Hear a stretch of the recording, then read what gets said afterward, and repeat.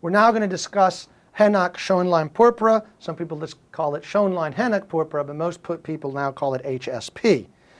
This is also a somewhat autoimmune disease. Many times it follows a viral syndrome.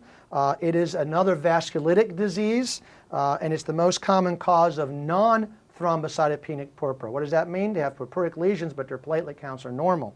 Again, it follows an upper respiratory infection. The age range is usually about 2 to 8 years of age. It's a little more common in the winter. These patients will present with low-grade fever, a little tired, maybe malaise. They will have a rash that's characteristic. The rash can occur anywhere on the body, and they get these purpuric lesions. Typically, however, the rash occurs below the waist, so from the buttocks down. That's an important clue, even though it can occur in other spots, especially for the test. If they're describing that the rash is limited to below the waist and these are purpuric lesions, think of HSP.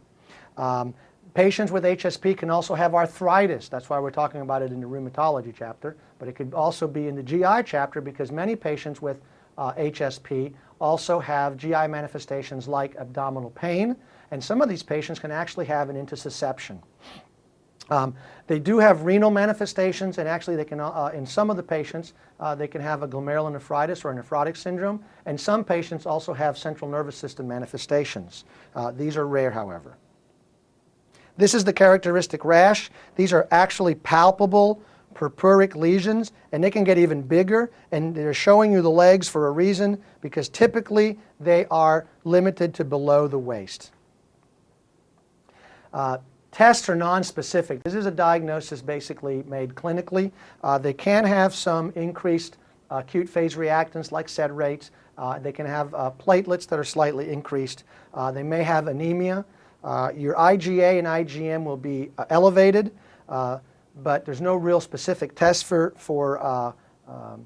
HSP. Platelet count will be normal for the most part, and they may have some heme-positive stools, and they may have some bloody stools, frankly bloody stools. However, the diagnosis is made on a classic presentation. You don't really need to do the skin biopsy. Don't worry about that for the exam. It's a clinical diagnosis, and the treatment is basically going to be supportive.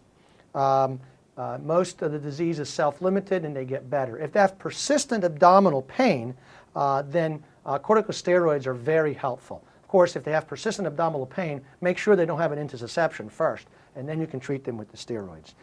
Renal problems and most of the problems and complications tend to resolve with time.